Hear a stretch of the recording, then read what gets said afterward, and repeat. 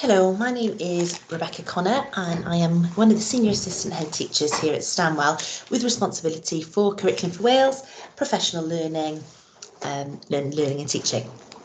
So today I'm going to talk to you about our journey really, and I'm going to go through our roadmap of how we've approached Curriculum for Wales, but I am going to focus on the fundamental relationship that we have built between professional learning and enabling us to realise our vision and continuing to realise our vision for Curriculum for Wales.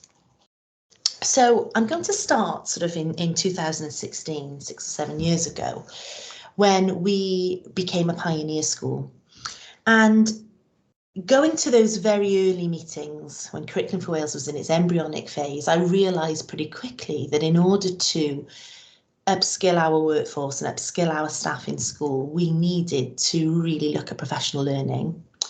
We needed to give time to staff to process this. We needed to give time to staff to understand this. And when I say understand, I mean to gain a deep and profound understanding of what national reform and Curriculum for Wales and curriculum change was about. And so we did quite a brave thing, really. We established an approach to professional learning where we release our staff in cycles, and there are 200 staff. We release them in cycles on a Monday from their teaching commitments, and they attend professional learning that is written by myself and a team of learning and teaching practitioners that we have here at Stanwell. And it's written, and we take such a long time over writing it to make sure that it is bespoke to our school, that it covers what we need to cover, but underpinning it all is how we understand curriculum reform in order to, first of all, generate a vision and create a vision for what we wanted that to look like in our school, and to understand then how we use pedagogy and understand pedagogy and have a shared understanding of what that means to realise that vision. So we've been doing this for 6 or 7 years, and it was very important that this was invested in. It was important that it became embedded into our school culture and calendar, and that it was an entitlement really for all our staff here at Stanwell. I felt really right in those initial stages that without using professional learning as a vehicle, we weren't going to be able to understand change, and more importantly, bring about the change that we needed to in terms of national reform and Curriculum for Wales. When we began, we were quite clear that there were going to be 2 drivers within our professional learning. One of those was going to be our approach to inquiry, and the second was going to be coaching and how coaching would support staff in the realisation of change. So our very first internal CPD session, professional learning session that we did, focused on those 2 things: upskilling our staff on inquiry processes, why we use it, how we use it, dispelling myths around really highbrow research and thinking about this as a reflection and evaluative tool to evaluate our practice. And secondly, we upskilled every single member of staff on coaching so that they can coach each other through change and through approaches to pedagogy. What underpinned everything as well was that there was a relentless focus on learning and teaching and information giving. So we co-constructed what we believed was our language of excellence, what pedagogical approaches we really wanted to develop, and we set about giving time to staff to explore those, to observe each other, to work in coaching pairs to explore that. And we've used inquiry as a way to inform our decisions that we make as we respond to change, and that has been really, really important. So this was 6 or 7 years ago. The curriculum guidance was very, very embryonic in what we had accessible to us. We did have the 4 purposes, and that's where we began. So we used our Monday sessions for practitioners to discuss, understand, and pick what the 4 purposes meant. And I felt very strongly that it was very important that we didn't embark on the curriculum design phase too early. We needed to get the necessary understanding required to unpick this and underpin this. So we looked at our current curriculum, our current schemes of learning, and we looked at how the 4 core purposes related to that and where there would be very obvious gaps and what we thought worked really well and was very much in keeping with the ethos of Curriculum for Wales. I'm a very strong believer in diagnosing before change, and it was important that we went through that process. So understanding the ethos, the ideologies, diagnosing our current position, and then contributing to the vision for what Stanwell was going to be about in terms of curriculum for change. So I already said we had everybody upskilled in inquiry and coaching. So the next phase of our CPD was actually to conduct some inquiry on whether we approach things thematically, whether we work in AOLEs or subject teams. And it became very, very clear from our inquiry processes that for us at Stanwell, subject specificity was going to be really important. Our inquiries showed us that we didn't want to dilute the rigour really of subject specialists. And the beauty of the new curriculum is that's what worked for us, and that continues to work for us. What our inquiries did expose, however, was that there were many missed opportunities for developing natural and organic links, not bolt-on, but real deep links between subjects within an AOLE and indeed across an AOLE. So that became our mission, and that also became what underpinned our vision, that we will protect and maintain the structure of our subjects. We want our specialists teaching our children, and we want our specialists designing our curriculum, but that we would really develop a collaborative approach to exploring those links together with and through the children. So the next thing we did, with our subject specialists still intact, in our departments and our structure still intact, was we created a set of non-negotiables within each department and at each AOLE level. And this focused on the knowledge, the skills and experience, and they would be the building blocks for our curriculum design. And they've been revisited and reflected upon at various stages throughout our process. But we really believe that in order to maintain that rigour and deep understanding at subject level, that had to happen. So I've already said, we identified that we needed to give more time. So our Monday sessions look at pedagogy, look at understanding national reform, look at coaching, look at inquiry. But actually then our teams just needed some time to explore those links. So we released staff within AOLE teams to discuss their intention really and their plans for curriculum design. We also appointed 47 curriculum consultants, and they're pupils who apply for that job. They take it very, very seriously. They meet on their own, but they also come to those AOLE planning days and contribute and listen to and are part of the evolving process of curriculum design. It's been really difficult, actually. This was all pre-pandemic, by the way. So it was really difficult, actually, to stop some staff, really keen staff, wanting to plough on with curriculum design, wanting to design schemes of learning, wanting to create resources. But part, for me, of understanding curriculum design was this is totally different to writing schemes of learning. We've done that before. Curriculum design is new for us, and what an opportunity. And so it was important that, for me, we spent 4 or 5, 6 years getting a profound understanding of what that means and how we approach it and the place of pedagogy within that. So really, our next sort of focus was to think about how we plan a curriculum where we're thinking about why we're teaching this, why here, why now, what we're teaching, and where we're teaching it.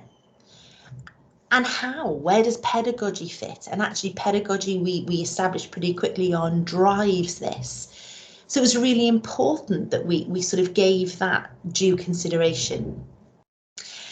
And then curriculum guidance became available, and we started to unpick and explore together what the progression steps meant, what statements of what matters were.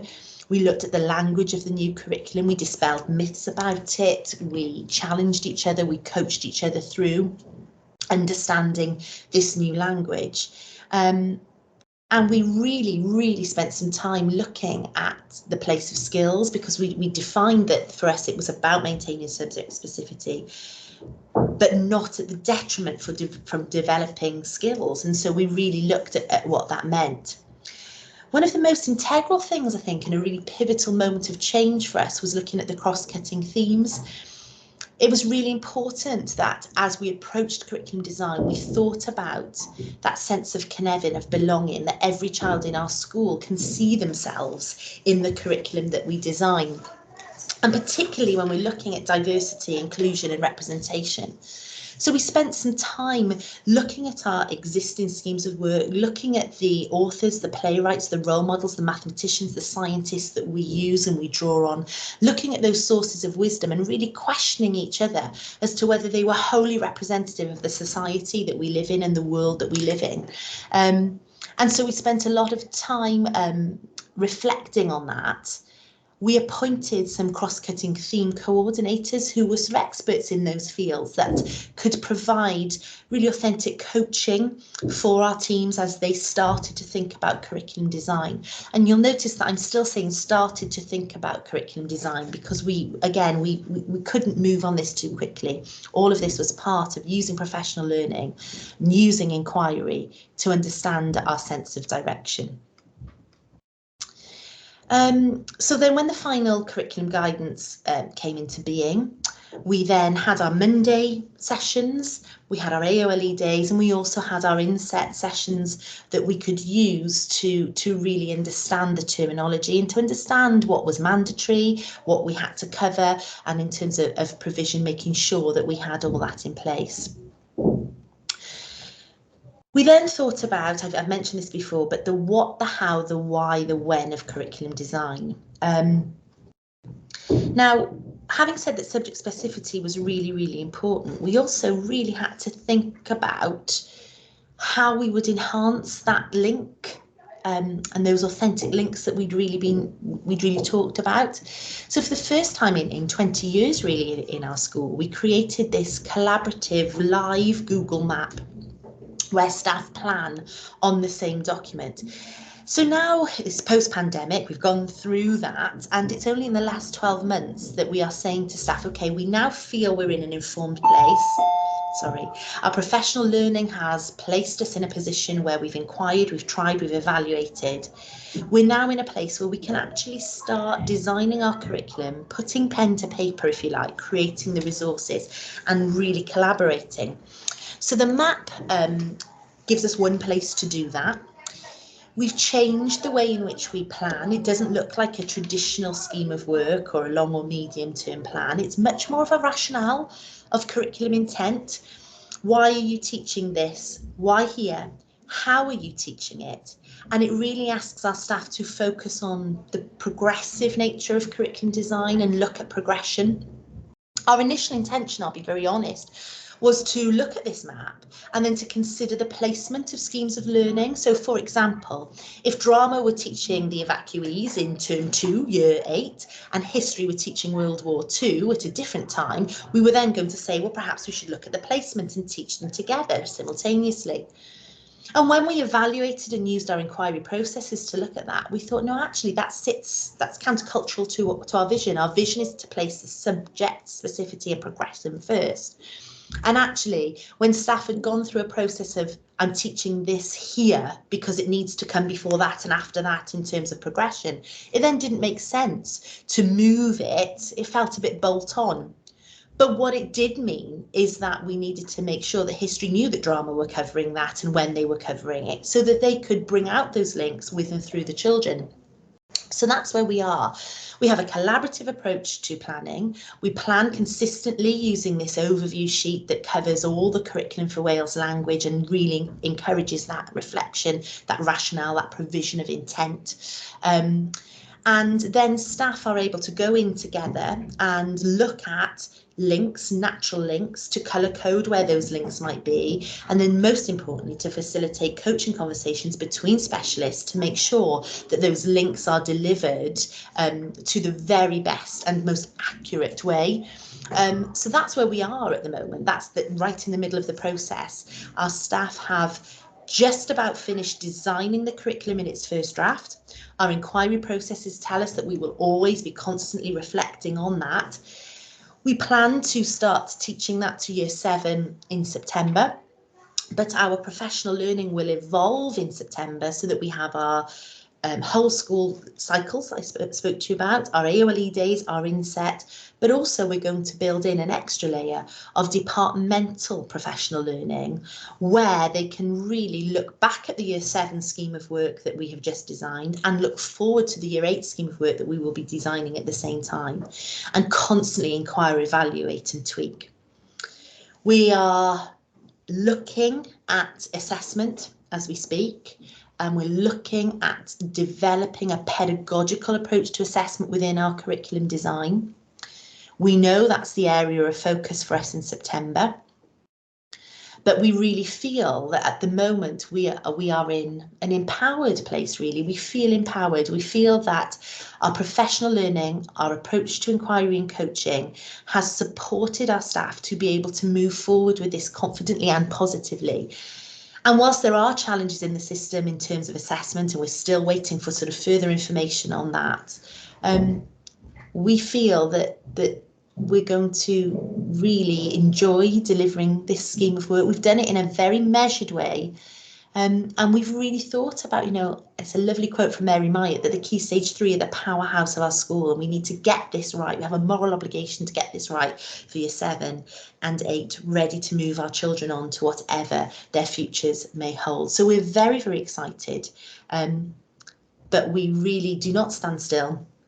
It's not task and finish, and we really understand that our professional learning and our embedded approach will continue to inform our direction for curriculum design. Thank you.